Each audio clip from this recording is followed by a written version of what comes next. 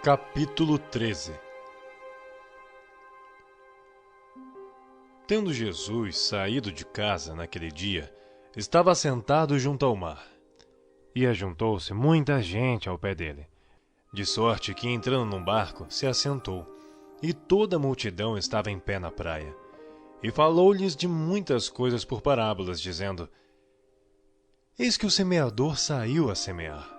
E quando semeava, uma parte da semente caiu ao pé do caminho. E vieram as aves e comeram-na. E outra parte caiu em pedregais, onde não havia terra bastante. E logo nasceu, porque não tinha terra funda. Mas vindo o sol, queimou-se e secou-se, porque não tinha raiz. E outra caiu entre espinhos, e os espinhos cresceram e sufocaram-na. E outra caiu em boa terra, e deu fruto, um a 100, outro a 60 e outro a 30. Quem tem ouvidos para ouvir, ouça. E acercando-se dele os discípulos, disseram-lhe: Por que lhes falas por parábolas? Ele respondendo disse-lhes: Porque a vós é dado conhecer os mistérios do reino dos céus, mas a eles não lhes é dado. Porque aquele que tem, se dará, e terá em abundância, mas aquele que não tem, até aquilo que tem lhe será tirado. Por isso, lhes falo por parábolas, porque eles vendo não vê, e ouvindo não ouvem, nem compreendem. E neles se cumpre a profecia de Isaías, que diz: Ouvindo ouvireis, mas não compreendereis, e vendo vereis, mas não percebereis. Porque o coração deste povo está endurecido, e ouviram de mau grado com seus ouvidos, e fecharam seus olhos, para que não vejam com os olhos, e ouçam com os ouvidos, e compreendam com o coração, e se convertam, e eu os cure. Mas, bem-aventurados vossos olhos, porque veem, e os vossos ouvidos, porque ouvem. Porque em verdade vos digo, que muitos profetas e justos desejaram ver o que vós vedes, e não viram, e ouvir o que vós ouvis, e não ouviram. Escutai vós, pois, a parábola do semeador. Ouvindo alguém a palavra do reino, e não a entendendo, vem o maligno e arrebata o que foi semeado no seu coração. Este é o que foi semeado ao pé do caminho. O que foi semeado em pedregais é o que ouve a palavra e logo a recebe com alegria, mas não tem raiz em si mesmo, antes é de pouca duração. E chegada a angústia e a perseguição por causa da palavra, logo se ofende. O que foi semeado entre espinhos é o que ouve a palavra, mas os cuidados deste mundo e a sedução das riquezas sufocam a palavra e fica infrutífera. Mas o que foi semeado em boa terra é o que ouve e compreende a palavra, e dá fruto, e um produz 100, outro 60 e outro 30. Propôs-lhes outra parábola, dizendo: O reino dos céus é semelhante ao homem que semeia a boa semente no seu campo. Mas dormindo os homens, veio o seu inimigo e semeou o joio no meio do trigo e retirou-se. E quando a erva cresceu e frutificou, apareceu também o joio. E os servos do pai e de família, indo ter com ele, disseram-lhe: Senhor, não semeastes tu no teu campo boa semente? Por que tem então joio? E ele lhes disse: Um inimigo é quem fez isso. E os servos lhe disseram: Queres, pois, que vamos arrancá-lo? Ele, porém, lhes disse: Não, para que ao colher o joio não arranqueis também o trigo com ele. Deixai crescer ambos juntos até a ceifa. E por ocasião da ceifa, direi aos ceifeiros: Colhei primeiro o joio, e atai-o em molhos para o queimar, mas o trigo ajuntai-o no meu celeiro.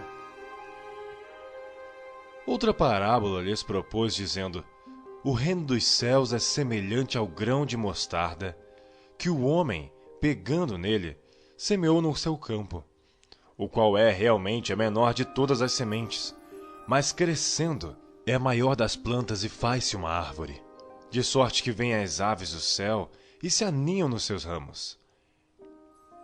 Outra parábola lhes disse: o reino dos céus é semelhante ao fermento, que uma mulher toma e introduz em 3 medidas de farinha, até que tudo esteja levedado. Tudo isto disse Jesus, por parábolas à multidão, e nada lhes falava sem parábolas, para que se cumprisse o que fora dito pelo profeta, que disse: abrirei em parábolas a minha boca, publicarei coisas ocultas desde a fundação do mundo. Então, tendo despedido a multidão, foi Jesus para casa, e chegando ao pé dele os seus discípulos, dizendo: explica-nos a parábola do joio do campo. E ele, respondendo, disse-lhes: o que semeia a boa semente é o Filho do homem.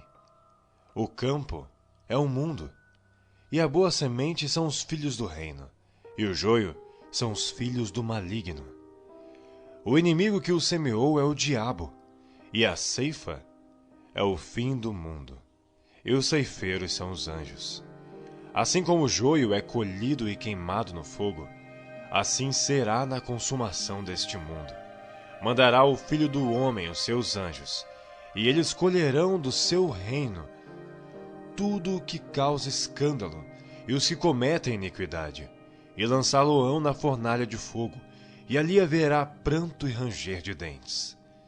Então os justos resplandecerão como o sol no reino de seu Pai. Quem tem ouvidos para ouvir, ouça. Também o reino dos céus é semelhante a um tesouro escondido num campo, que um homem achou e escondeu, e pelo gozo dele, vai, vende tudo quanto tem e compra aquele campo. Outro sim, o reino dos céus é semelhante ao homem, negociante que busca boas pérolas, e encontrando uma pérola de grande valor, foi, vendeu tudo quanto tinha e comprou-a. Igualmente, o reino dos céus é semelhante a uma rede lançada ao mar, e que apanha toda a qualidade de peixes, e, estando cheia, a puxam para a praia, e assentando-se apanham para os cestos os bons. Os ruins, porém, lançam fora. Assim será na consumação dos séculos. Virão os anjos, e separarão os maus entre os justos, e lançá-los-ão na fornalha de fogo. Ali haverá pranto e ranger de dentes. E disse-lhe Jesus: entendestes todas estas coisas? Disseram-lhe eles: sim, Senhor. E ele disse-lhes: por isso, todo o escriba instruído acerca do reino dos céus é semelhante a um pai de família, que tira do seu tesouro coisas novas e velhas. E aconteceu que Jesus, concluindo estas parábolas, se retirou dali. E chegando à sua pátria, ensinava-os na sinagoga deles, de sorte que se maravilhavam e diziam: de onde veio a este a sabedoria e estas maravilhas? Não é este o filho do carpinteiro? E não se chama sua mãe Maria, e seus irmãos Tiago e José, e Simão e Judas? E não estão entre nós todas as suas irmãs? De onde lhe veio, pois, tudo isto? E escandalizavam-se nele. Jesus, porém, lhes disse: não há profeta sem honra, a não ser na sua pátria e na sua casa. E não fez ali muitas maravilhas, por causa da incredulidade deles.